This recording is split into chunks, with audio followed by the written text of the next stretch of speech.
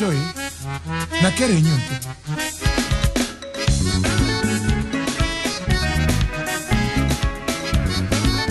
Eddie mon cher Boras l'animos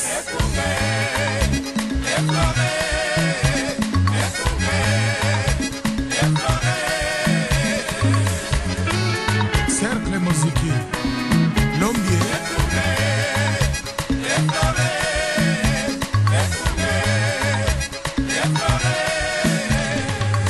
Actualité bala Saint-Paul toujours meilleur. Toponi okunga okamba bala Saint-Paul et papa au fleur okunga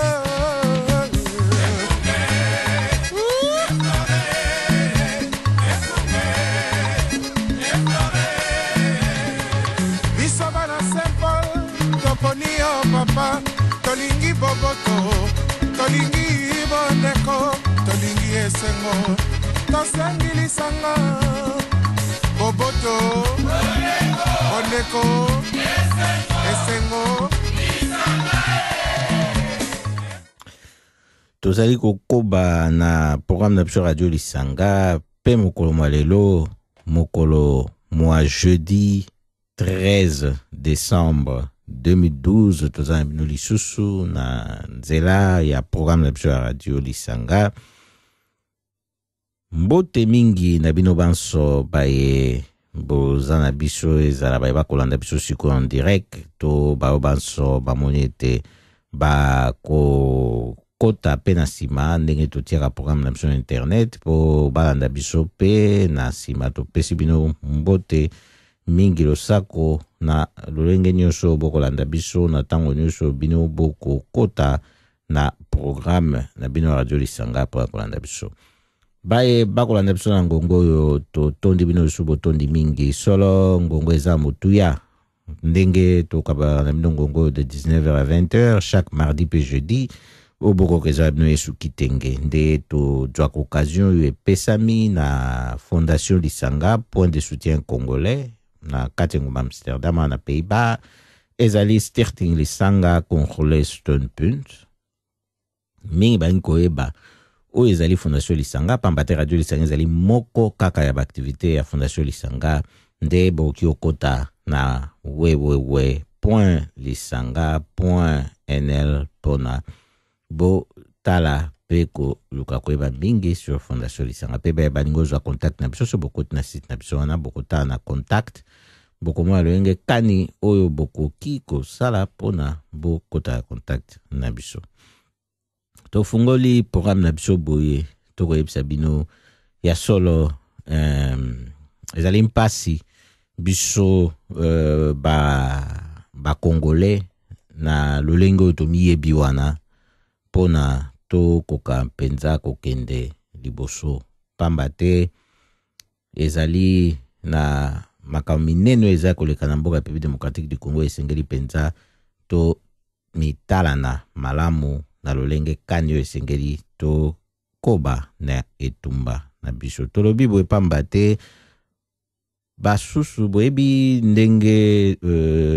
tolobaka wete toesaki bino pe tolobaka bino pe na masese pe bantango mosusu mingi boyebi tolobaka na bino pe mbala omoleki tosaki radio mardi tolobaki tokotala ndenge banégociation soki banégociation yango pe oyo kosalama entre gouvernement na M23 nani ayi mobeti mbonda nani ayi mobini kasi tolobaki ezala ye mobeti mbonda ezala ye mobini bango banso bayi bajoba mobeti ya mbonda ye ya joba mobini pa ye ya joba bakofuta bango ebe eloko ya ndambo ya kolia moko akokbabe kwanga mso akokbabe piodi po bazanga eloko ya kolia nango po baluka basangisa susu bali esika moko kasi awa toye na pokwa lelo toye po toyebisa bino ete bokeba bato ya mboka République démocratique du Congo pe mingi bayi na diaspora mingi bakomi koluka esika mbonda ezali mingi bakomi koluka mbonda ezali wapi po bakende esika oyo mbonda ezali nde tolobi na bino boye balukaka esika mbonda ezali te. Botuna pe esika mbonda ezali te. Tango bakobeta mbonda, bokoyoka pe bokoyeba esika nini mbonda ezali. Yango toyebisi bino boye. Po boyebe te, tosili koza information te. Ba militaire ya armée rwandaise basili kokota banda moko mwa lobi lisusu na mboka République démocratique du Congo. Moko mwa lobi 12 décembre 2012 bakoti na ba porte ya frontière, na ba poste ya frontière mibale kuna na est. Toko koba na lisolo na programme na biso. Boye to kanisi na baibanso ba kokpeya ka ba victime na situation ndenge ezali. Pamba te oyo ezali masano makosalama oyo ekotia bomoi ya bato na mpasi pe mingi ba si ba perdre bomoi po abango. Komipesa liberté makasi boye na Rwanda uta abandaki na Laurent Désiré Kabila te sikoyo. Baye akutia pe na bokonzi kuna banda Laurent Désiré Kabila te sikoyo. Ezala ye esepelisi ete, ezala peuple congolais esepelisi epete. Ndeko yako luka kosakana kaka na mabele ma bato te kasi na population. Likanisi na biso ekei na baibanso oyo bakokpeya na bambeba. Opoto esi bino te ezali na ba défenseur ya ba droit de l'homme kuna na Goma oyo baza menacé.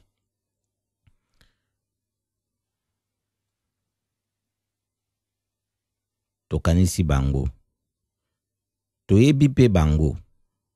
ba oyo baza menacé bati bango pe na bisika ya sécurité. Ba évacuer bango pe na Goma. Toko tanga bakomba te pona ba réseau ya sécurité na bango. Tozela kaka te ekpela biso po tolobela yango. Makanisi na biso eke na bango ko kanisa pe ba yo batikali siko na Goma oyo moto akolobela bango na makamo ekopela bango akozala nani. Ekoboma baluba nalobaki eloko te pona za moluba te. Baye koboma ba Congo nalobaki eloko te po naza mokongo te. Baye koboma ba Swahili nalobaki eloko te po naza moswahili te. Baye koboma bangala nalobaki eloko te po naza mongala te. Lelo baye koboma ngai moto ya kolobela ngai azali te. Tungulu Mudiandambo. Rest in peace. Ndenge touti ko yebisa bino sikoyo toko banda programme na biso mpenza nde toko tala susu na bozindo na poko ya lelo lolenge kani tokoki ko taela makambo oyo ndenge ezali ko menacer sécurité ya mboka ya République démocratique du Congo mobimba face ya manque ya l'état au tozanango na mboka ya République démocratique du Congo. Nde toko bete be masolo pona ko beta te kasi tosola ka boye po ndenge to yebisa bino radio Lisanga ezali radio oyo to zalaki nango deja pe einatina pona kosalisa biso makambo ya bai na mboka Pays-Bas na bao baza na mboka République démocratique du Congo kota olenge kani tokosungana.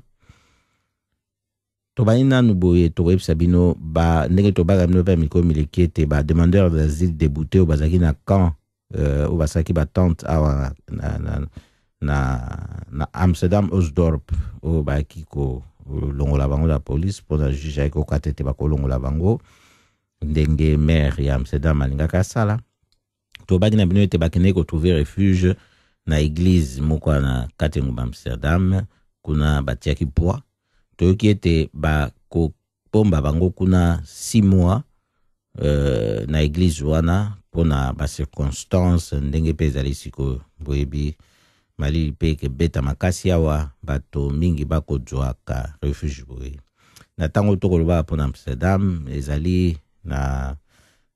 basusu oyo basili kobenga bango kuna na denar babeti fo juge akati ete esengeli bango bakite tante oyo bakei kofanda batante oyo bakei kofanda kan oyo basali bakoki kofanda kuna te comme atako baza debute esengeli balongwa wana mpo maire ya kuna mpe yalobaki ete bacondition ya vie ya hygiène ya santé ezali malamu te mpona bato bafanda na esika wana ntango molai. Toyebisi bino lisusu lokwa tolobaki likambo malili makobeta tolobi mpe bayo nyonso bazali ba sans abri baza kozwa accueil ba place ekolala na ba commune ya minene oyo ya mboka Pays-Bas lokola pe Amsterdam awa ezali pe Denar, Rotterdam, Utrecht awa na Amsterdam basilaki kotia esika oyo bako yamba bato sikoyo boye esi esali soki tobosani te poso mobimba ekokoka mokolo mwalobi banda bapesi bango esika kuna nde bokolo mwalobi bakoyebisa bango soki ekokoba to soki ekokoba te soki ekokoba te mokolo nini wana bakolo bango mokolo mwalobi bayebanso oyo bazali ba sans abri lokola malili beteki makasi na poso moleki bamonaki ete na suka yango engaki bete so makasi bokoyeba malamu ntango baneige bandeki kokweya nde yango basungaki bango na esika wana oyo mairie ya Amsterdam ati bango na ndenge RGD kataki na ndenge ataka soki mayeki makasi ete moto akoki suko ya libanda te po bazwa lisungi nde bakendeki kopa lisungi na baye oyo bakolinga koyeba mingi na sujet oyo bakoki mpe kontakte biso na Fondation Lisanga botala na www.lisanga.nl na contact bokuta mazali kuno ndenge nini bokoka koentra en contact na biso. Tolobi boye tolobaki pe boye ezali maimatali mboka République démocratique du Congo nde tokosololaka pe maimatali mboka Pays-Bas na oyo pe tali mingi biso baye to yiba to uti libanda pe mingi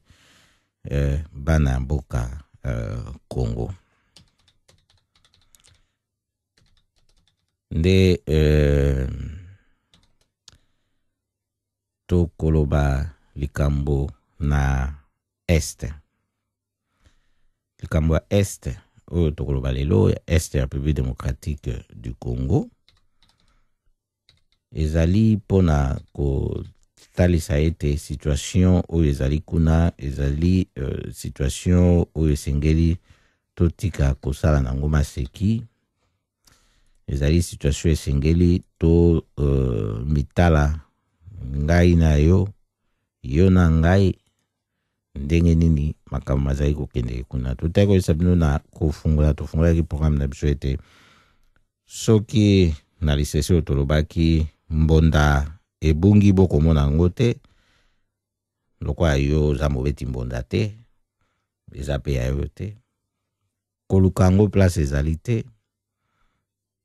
kotuna te mbonda ezali wapi zela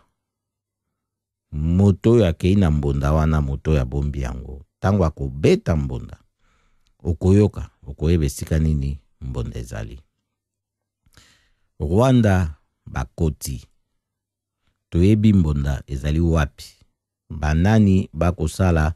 nyamu na mboka République démocratique du Congo ekosala ete bato batelema mpona koluka kotala makambo oyo lelo oyo ngai na yo tokotelema kobunda koloba Rwanda boye tokoyebisa bino tant tolobaka na bino ete makambo oyo mabandi na Laurent Désiré Kabila tolobaka yango na pamba te po eza kaka biso moko ba Congolais nde tokofungola ba porte na makambo oyo ya lolenge boye. Toza kofungola ba porte na makambo ya lolenge boye pona nini? Po soki totali lelo tokyo benga bato bayi na régime bakabiliste ndenge pe babengaka bato mosusu bazaki na régime ya Mobutu bamobutiste. Soki tobengi bango bakabiliste, donc to kobanda mbala moko na Mzee Laurent Désiré Kabila. Toyebi mingi na Congo pe babetaka maboko koya na ye kota tina mboka Kinshasa. Kasi ezalaki ebe na soutien militaire, soutien moko actif ya Rwanda, Uganda, Burundi, pona ye aya ko dwa pouvoir wana. Koti na baye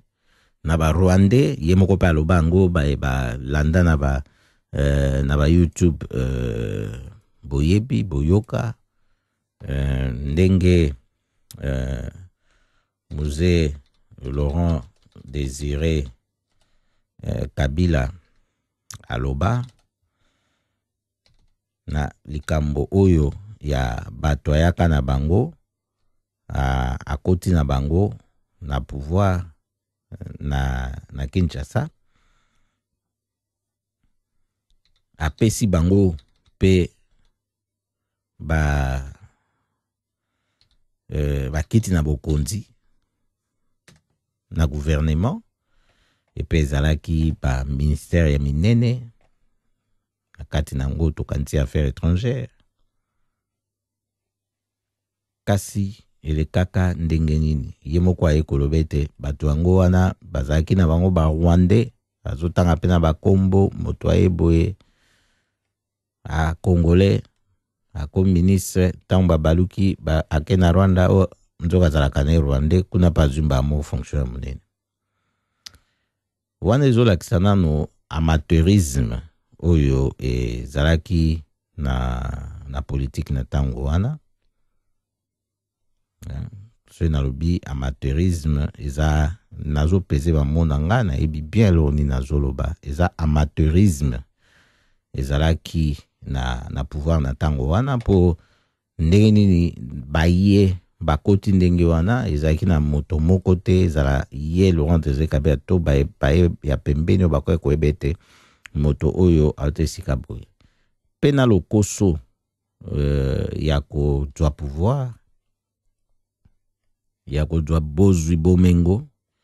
esanganyaki na amateurisme wana nde esalaki ete makambo ya lolenge wana esalema.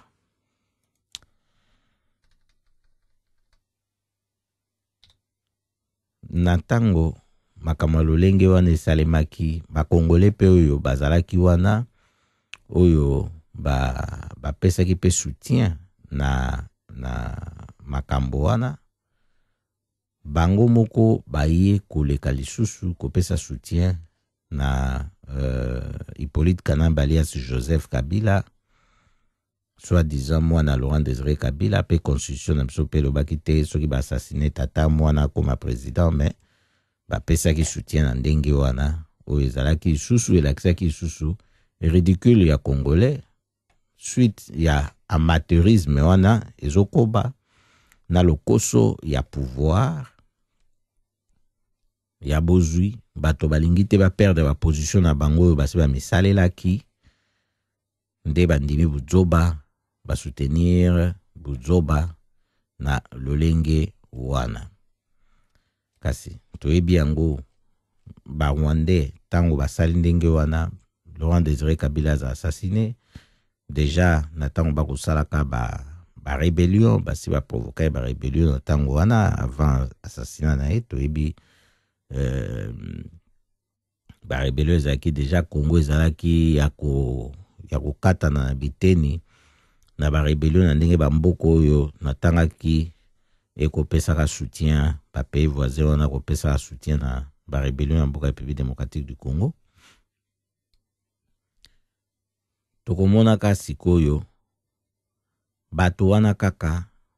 ata soki ba se renouveler na bato mosusu asika baye kokota na kati ya groupe wana mais bato yango wana pe na tango wana pe ya Laurent Désiré Kabila bapuyaki ye na soutien oyo azalaki nango ya ba Rwandais sans komona ete risque ezalaki wana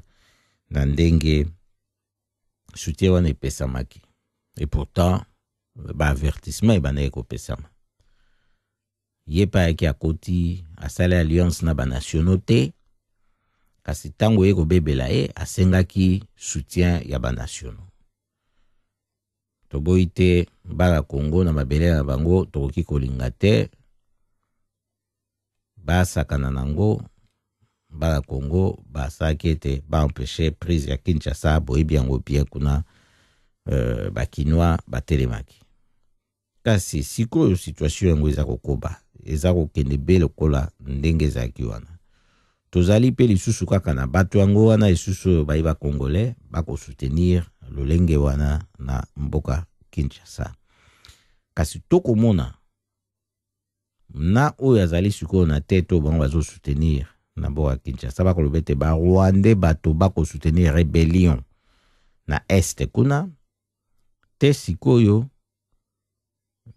soutien moko wana oyo Rwanda aza ko bénéficier nango na ba rebelle oyo azo soutenir à partir à Kinshasa. Tozo mona isusu Rwanda azo konde ko soutenir rébellion et Koba, c'est Koba na est et République démocratique du Congo. Sans oublier que ba matière première minene oyo eza na se ya mabele wana eza kobima ba or ezozwa bakache ya Rwanda ezoya na bapays occidentaux ba matière première ebele oyo bazali ko négocier yango awa boye na bapays ezosepelisa bango oyo Rwanda azali lelo kosala budget oyo soki botali yango bino moko bokokamwa pamba te budget oyo Rwanda azali kosala lelo ezali ya mbongo ebele koleka na République démocratique du Congo. Au République démocratique du Congo bakolekisa budget na Sénat ya 8 millions ya dollars pamba pour l'année prochaine. Bamoni pe lokwa basali kama malonga. Pour combien d'habitants, hein? Environ 70 millions d'habitants, au Bazakuna a une richesse énorme, budget il y a 8 milliards plutôt, il y a dollars, les alliés mouké. Pour un titre exemple, Toreb Sabino était, Mboka Lokwa Burkina Faso, ils ont presque 10 millions d'habitants, ils ont des ressources naturelles, boité. Lokola Congo est comme attaque au pembeni te presque pas. Ils ont un budget à 10 milliards de dollars. Mboka lokwa Angola, où ils ont une population à 11 millions d'habitants, ils ont un budget à 40 milliards de dollars. Tu as dit que bazape na richesse, na ressources, il y a sous-sol, diamant, pétrole et autres. Mais ce que les rapports na nombre de bateaux bazanango, na budget na bango bazo disposé de beaucoup mona ndenge ni makambo yango ezali kokende. Yango to kotalisa bino boye po monete likambo ya ba richesse ya mboka République démocratique du Congo ezali pelika monene na kati ya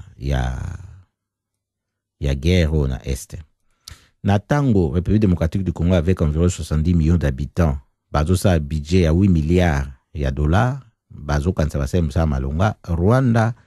a zali ko salo ya 16 milliards de dollars américains. Bon. Botala nanu ndenge za muke ba richesse ni total koloba bango ba inango te ba ko profiter na wa mboka République démocratique du Congo et sengeli plutôt totolo be sengeli ki na ba communauté ba kambi ya mboka République démocratique du Congo so pena bazaki ya solo balinga ko besika ni basela musana na bango kasi toko kota ga bozindo ya budget ba richesse ba nini poto la xate ke ezana ba recette mususu yo ba koti yango pe na budget wana te na ndenge bamesana kosala makambo na bango tokobebisa ata na biso ndenge wana te po toyebi ete baza na bango bato ya malonga te oyo bazotambwisa mboka ndenge esengeleki ekende wana tozotalisa bino ka mpo omona ete barichesse ya mboka République démocratique du Congo ezojouer mpe role monene mpona guerre na este oyo ntango mosusu tozotikala kaka mingi koloba likambo ya balkanisation mais dans l'entretemps tozoloba Congo efo etikala 1 et puis toujours ka pays occidentaux bazo répéter yango dernièrement bate koloba sous communauté internationale balobi donc Congo efo etikala kaka ba américain balobaki yango ba anglais ba belge ba français presque tout le monde azoloba ndenge wana mais tomituna danger réel au Congo azo courir sikoyo eza nini ezali pillage ba matière première nango na ndenge baza ko assassiner population. Donc s'il fallait mettre fin na danger réel ezali wana sikoyo balkanisation wana pe ko salama te po bako repousser bako bengana bako interdire bako sanctionner Rwanda na soutien oyo azali koya nango na République démocratique. Mais le la richesse wana bazo profiter nango même occidentaux wana donc ils peuvent ko crier malamu ete baza contre balkanisation Congo efetika yango moko mais likambo ya pillage ya matière première na génocide et salami kuna plus de 8 millions ya batu bakufi na guerre bazo sa kuna wana eza toléré po il faut to yeba ndenge to isaki no pe ambalo eleki ba ipsaki M23 a se retirer na Goma donc bazo toléré à occuper ba territoire mususu yango wana toko ipsa bino kaka ba oyo bazana Kinshasa oyo bakosimba Hippolyte Kanamba alias Joseph Kabila bazali ba responsable na makambo ezosama kuna na este toko ipsa bino boye pona bo sosola malamu tolobaki na bino mardi omoleki ete ezalaki na kuna bakendeki na Kampala gouvernement congolais oyo ya bafraudeur na M23 bakende osala soki banégociation na bango ndenge bamonelaki M23 asalaki ya discours liboso accusé gouvernement na ndenge bazoboma batu kobomisa batu pouvoir na bango eza ya lokuta sikoyo gouvernement pe azwaki pe ntango na ye po répliquer mokombo mardi M23 boyaki koyoka ye batikaki na bango tel na bango nde na tokoyebisa bino bona nsima nango bakobaki M23 bayaki gouvernement asalaki oyo tokoki kobenga droit ya réplique na bango na situation na toloba baccusation oyo basalaki bango na M23 kasi toko yepsa bino oyo et retenir attention na biso makasi par rapport ya situation na este ye membre ya gouvernement oyo adwaki liloba po aloba na réplique na ye contre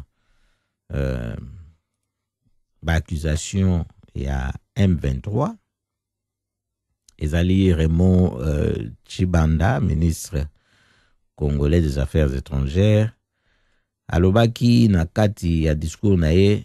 likambo oyo accusaki pe accusaki M23 na ba crime le plus grave ba bengi ba crime de guerre.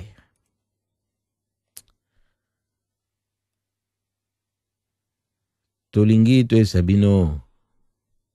tango ya za ko accuser M23 na ba crime wana alobi ete M23 dans la réputation ya recommettre ba grave violation des droits de l'homme à l'égard des populations civiles. Ata inkout na mois de juin dernier, haut commissaire des Nations Unies aux droits de l'homme a désigné 5 des dirigeants du M23 comme étant parmi les pires auteurs des violations des droits de l'homme en République démocratique du Congo, voire même dans le monde. Voilà, il est ministre congolais Mutaroba. Azangisaki pete ko bakisa était parmi les dirigeants yango ya M23 se trouve le général Bosco Ntaganda qui fait l'objet de 2 mandats d'arrêt de la Cour pénale internationale pour crimes de guerre et crimes contre l'humanité commis dans le district de l'Ituri et l'initiateur de la rébellion. Soki bolandi ngai malamu na maloba oyo Raymond Chibamba alobaki tokotunana yo na ngai soki esengeli tozwa bato oyo kaka au sérieux pango na zoka nanga bango au sérieux te yango na obi tokotunana yo na ngai soki esengeli tozwa bango kaka au sérieux po basusu ta mosusu bazwaka bango au sérieux me ngai azoyesa bino eza ntina kozwa bango au sérieux te parce que ye kaka ndenge pe chef na bango Hippolyte Kanamba alias Joseph Kabila azalaka saka ba discours moko contradictoire alobaka makambo moko ba sottise babimisa yango boye bolimisaka na loba parce eza ba sottise ye alobi boye toyebi na bino na ngai Bosco Ntaganda nani aprotégeaka ye mais c'est pas le même gouvernement congolais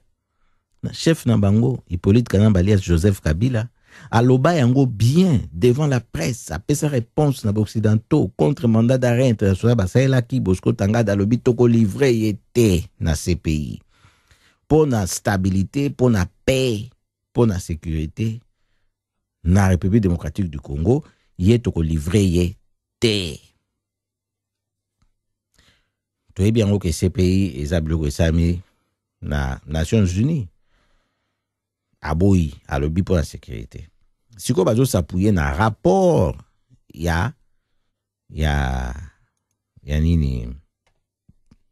au commissariat des Nations Unies aux droits de l'homme pour citer que dirigeant le plus gradé il y a M23 bazo ça ba crime ya makasi mingi koleka contre l'humanité pe batangi atangi na Bosco Ntaganda ndinga zanaka toyebisaki bino invasion suko basalaki na Goma wa ezaki pe dirigé na Bosco Ntaganda kasi pourquoi bazali ko saisir chef na bango mbala moko te na tango bato msusu babelaki balobaki que aza mutu esengeli bakanga ye mpona haute trahison azo mérité te continuer ko soutenir yon et ce sont toujours le même Congolais oyo bazali kokoba ko soutenir ye po bomona eloko ya buzoba ndenge toyesaki bino soki mbonda ebungi boluka te place mbonda ezali tango bakobeta yango bokoyeba ezali wapi pe pa ya nani babeti mbonda toyebi place mbonda ezali eza epai na bango moko ezali epai na bango moko nani alobi na bango babomba Bosco Ntaganda basengi bango na CPI awa susu awa na 2012 awa basengi esusu kala te nani alobi na bango babomba ye babeti mbonda toyebi place mbonda ezali nde tonga na lobaka basotize yango oyo toyebi te bake kosala baje na bango ya Tome Jerry kuna masano na bango soki libala na bango babalanaki PPRD M23 CNDP soki simbi malamu te masano na bango bazosala bazozwa bato na distraction kuna bazopiye kaka richesse sous-sol te bazopiye na mabele otoza nango baterre na biso baville bavillage baterritoire na batu bazopiye bavie ya batu bazo boma bato, bazo kimisa bato. Na tango esengeli kotala stratégie mamde nini ya kolongwa na makambo oyo. Yango toyebisaka bino esengeli ko rejeter bango nyonso tu. Po baza na kati ya jeu moko. Baza na bango na kati ya jeu moko. Wana esengeli tolo bango polele po toza su na tango te ya koloba likambo na ndambo, na kobanga, na kobombana. Toloba kaka ba stratégie na biso ya bitumba nde tokoya ko dévoiler yango boite na place publique. Po monguna na biso za mutu azo utiliser ba stratégie ebele pe o pe azoloba yango te. Nde toyebisi bino boye. Tokoyebisa bino sikoyo na molai oyo toyoki sango na ndenge ba militaire rwandais bakoti lisusu. Donc oyo ezali groupe ya sika, ba groupe ya sika oyo ba militaire rwandais bakoti lisusu na est kuna mboka République démocratique du Congo. Mokolo malobi mercredi 12 décembre 2012 ezali na ba militaire on bakoti na ba poste mibale ya frontière oyo ya Kasizi na oyo ya Kanyanja na nord ya Goma na territoire ya Niragongo kuna nord Kivu. Toyebisa bino te territoire oyo eza sikoyo occupé na ba rebelle ya M23. Bato bafandaka kuna balobi bazali kobanga pona présence ya armée rwandaise na territoire na bango kuna.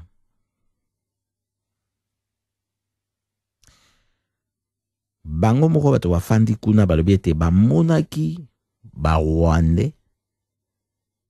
mokolo mwa mardi 12 décembre 2012 oyo na Ntongo.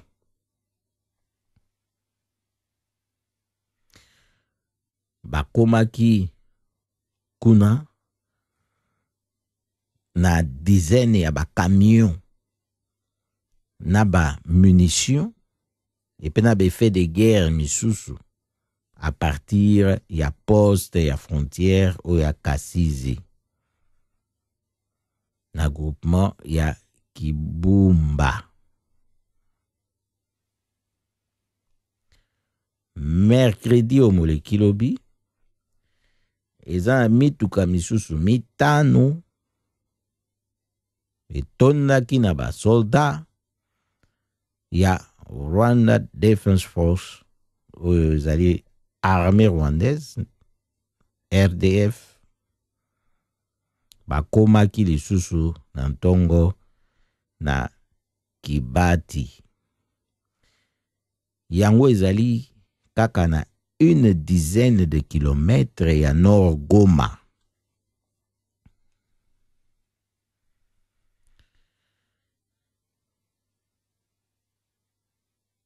Ezali na bato pene na 40 tokoleka donc toloba une quarantaine d'hommes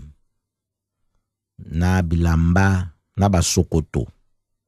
tenue militaire pe bazaki lourdement armés.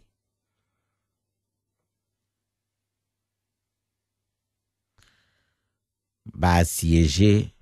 localité ya Moudja avant ya ko se retirer vers une destination inconnue. Ndenge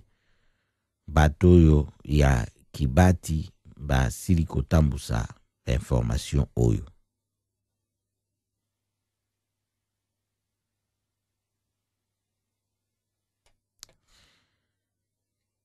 Oyo ezali likambo monene pamba te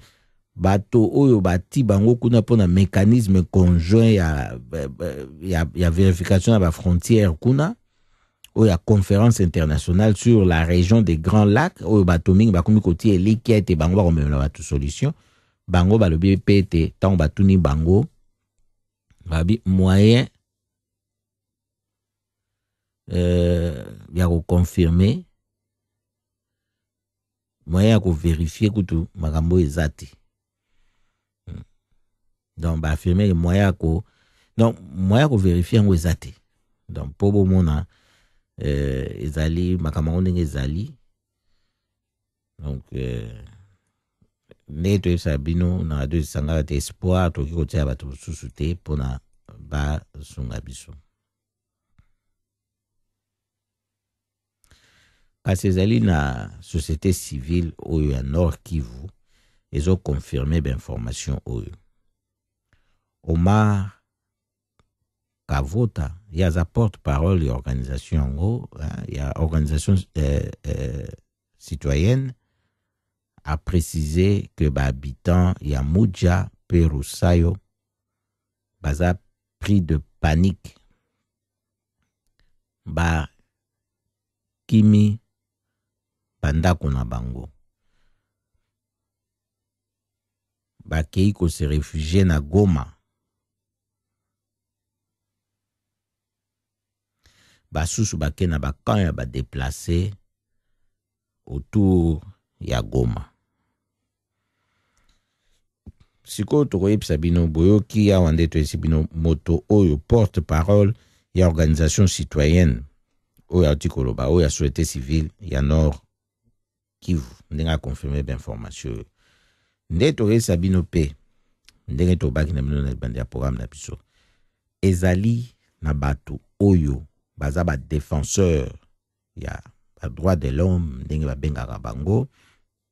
bao bazali ya Goma kuna na Kivu ya Nord Kivu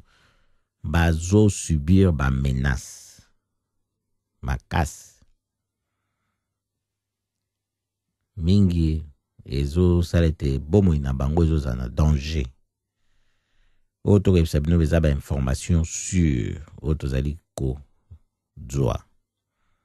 De la part, il y a Batouana Bango Moko, et de la part, il y a l'organisation na Bango, et de la part, il y a l'organisation Misusu, ou il y a l'Occidentaux. Si mingi na Bango, pe le kwa basai kolongwa sika wana, des ozana pasi, kasi, lokola, ezali pe na bambassade bazali concerné na la situation de protection. Bato lenge wana tozo za pe ba information yo ntango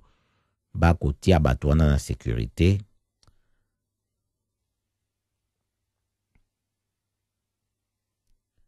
ndenge to ba kina na libande to ko tanga ba kombo te pona ba réseau de sécurité bato wana kasi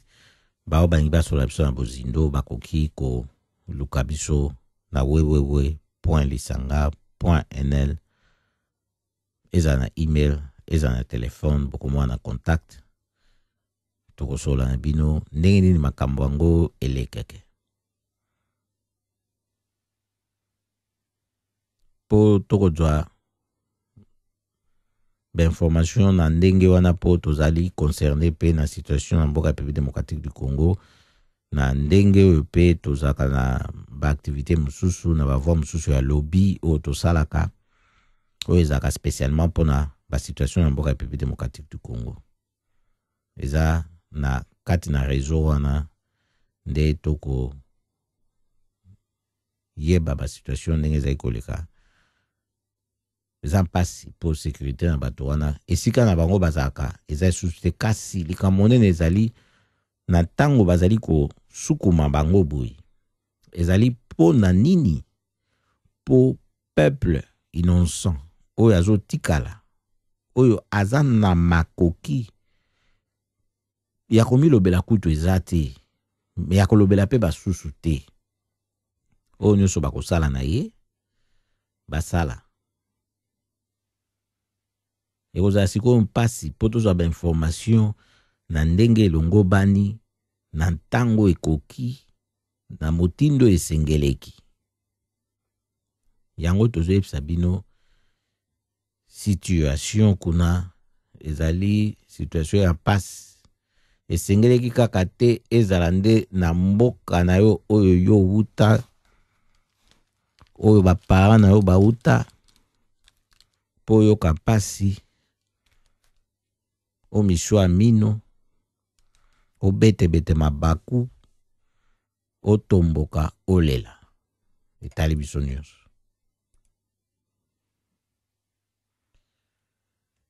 Nde yango toyebisaki bino ete tokozwa ntango molai na pokwa lelo mpona kobela lisusu likambo na guerre na este ya République démocratique du Congo.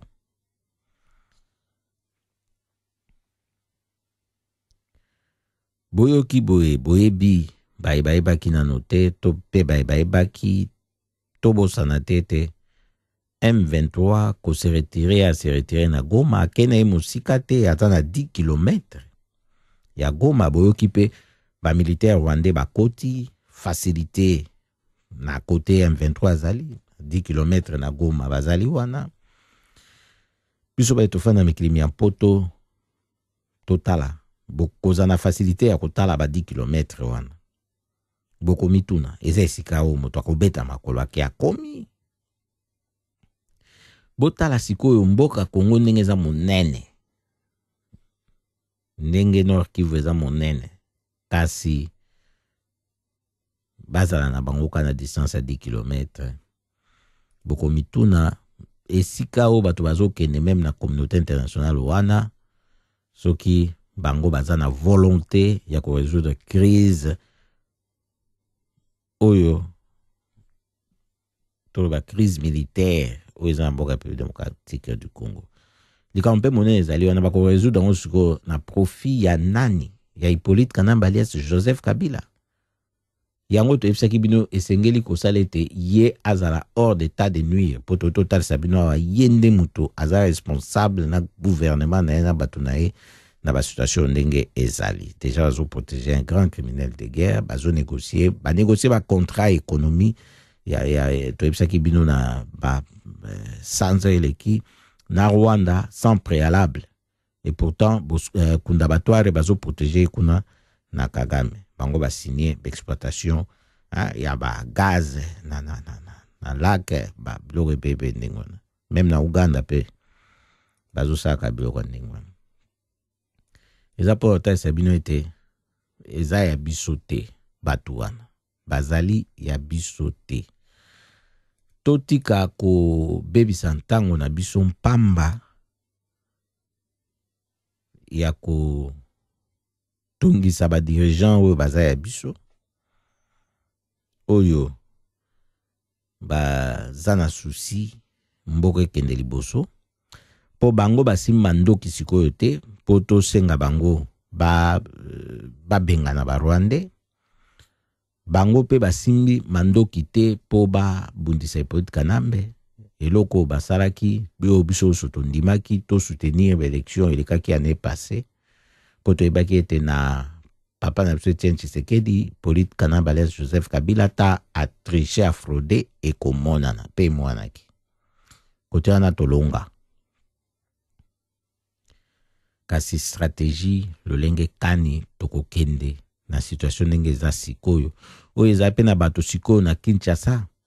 baza kosenga ete M23 ya na Kinshasa po koede bango ba se débarrasser na pouvoir oyo ya Hippolyte Kanamba alias Joseph Kabila o bato balingi yango te bayi nango na tina te. Toboyi te toyesaki bino na ndenge histoire ebandaki ya bakabiliste na Rwanda. Ezo se répéter kaka. Bien que bakwaki suko koma penza ya Kinshasa te ba renverser pouvoir na ba arme. Kasi bazali ko s'infiltrer na ba négociation. Depuis babomi Laurent Désiré Kabila, bazongi na Hippolyte Kanamba alias Joseph Kabila, guerre va continuer. Bazongi na ba négociation, ba signer ba accord à paix awa, ba accord à paix kuna, ba soutenir ba Congolais na ba rébellion, ba ye ko kota na bazo ya na bango pe bazo s'infiltrer. Na ba Congolais na bango bazo kota. Te sikoyo bomoni bino moko situation ndenge ezali. Yango wana esengeli koyeba tosala pe erreur te ya kokoma kokotela Hippolyte Kanamba alias Joseph Kabila na bato na ye na émotion na sentiment oyo bazolinga omema biso ya mboke kei po biso sosiko to komi ebe ko tala siko ba Rwanda ba M23 soki pe ba ndengeni ba suba komo soutenir M23 pona pouvoir na Kinshasa ko yakasi M23 ba lobi kite Goma soki azaki pe na makambo malonga ya saloba ki azoke Kinshasa akite Goma. Donc faut botala sérieux na engagement wana eza wapi toko sala pe erreur to bandi ko attaquer bao bazana bango ba allié ya Hippolyte Kalambales Joseph Kabila natango ya fane siko tranquille to bosani na makambo somalekaki un an il est qui depuis l'élection c'est la fraude électorale bazo continuer ko salsa ba élection kuna bazo fansa batna bango na ba province bazo sa makambo de bazo sala wana toko situka Nikole Pusani makambo pusani na niveau oyo ete mboka ekoke soki ningini poto kesa bino siko M23 parmi ba revendication na bango bazo linga sikoyo batia discussion likambo ya kibokonzi na Kinshasa po balobi pouvoir o Hippolyte Kalambales bazana ngo na bato na eza légitimité po to yebi ndenge makambo lekaki na élection fraude siko bango balingi discussion ko ya engolo banini pona bakaba kibokonzi na ndenge oyo mesana na ba négociation ko infiltrer ko ça baninde to segibino siko baza ko utiliser ba revendication to ki ko benga ba revendication légitime oyo peuple congolais a koki ko sala par manque ya force to koboya ko utiliser ba force mususu peuple congolais a kokaki ko fansa ba revendication na ewana makasité po azo sous-estimer force oyo ye en tant que peuple azanango alinga mona kaka ya ba dirigeant des ala utiliser or tant ba dirigeant bazo utiliser ba force na bango moko sans soutien ya population soki ba mizwili nango pouvoir bazo piétiner peuple pona wana ezali pouvoir euti na likolo po nango wana ezali ko écraser population yango to senga na bino banda kala nyonso peuple ye moko se soulever bango baza musika kuna soki tang bazo tang soki Kinshasa mo telemi akwesi pouvoir za Kinshasa ba province no se hotel matal kwa tang kisangana telemaki bamsu bake makasite soki pouvoir wana ekpei peuple ye moko kwa isi yango bozo mona ba mboko omoni tokoko tanga pe tokoloba ba Tunisie ba Egypte ba tokoloba kaka potoloba mais to s'inspirer pena on a biso moko na pasi o peuple aza komona na ba situation ndenge ezali o esengele ki to fansa pouvoir o to fansa ngo biso moko na force na biso na volonté na biso o ekosala tete to utiliser ba force na ba volonté ya ba paya o bango bakoluka ba récolter oyo bango ba semer et pe biso toko récolter o biso pe toko semer yango lisolo to yaki nango na pokwa ya lelo poto kabola yango na bino yango oyo etumba na biso banguna toyebi bango ezali te ba oyo to bundi na bango elongo contre pouvoir ya Kinshasa pe bango bazali toujours côté na biso kasi ezali ebe pouvoir ya Kinshasa où ils a symbolisé na Hippolyte Kalambales Joseph Kabila na Kagame kuna na Rwanda Uganda kuna esika bazokende po bakende sa masolo kake pa moto yo azali ko bomayo nde ozokende ko sa ba négociation po bomona ete bango nyonso tout bazo se retrouver na bato Kin na bato Goma na bato Kigali na bato Kampala balandi radio lisanga totoni bino botondi pona pokwa lelo nde wezaki babina kitenge so na kabona bino pokwa lelo nasali makasi na makanisi na biso banso na ba commentaire ya basusu pe bapesa ki biso poto sa lisolo tokokisa yango poko la musika bozali bokeba na malili bombatela malamu bobatela bana tokokoba pona Congo ba ebanso bakoya kotia nyamu na mboka na Congo esengelete ba bima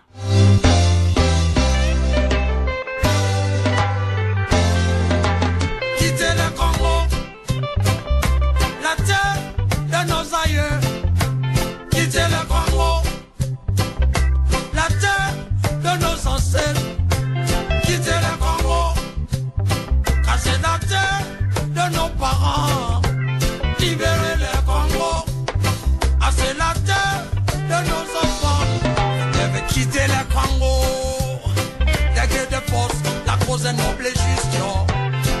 Tout peuple du monde a plein droit à décider de sa destinée. La gouvernance au Congo, c'est une affaire entre Congolais.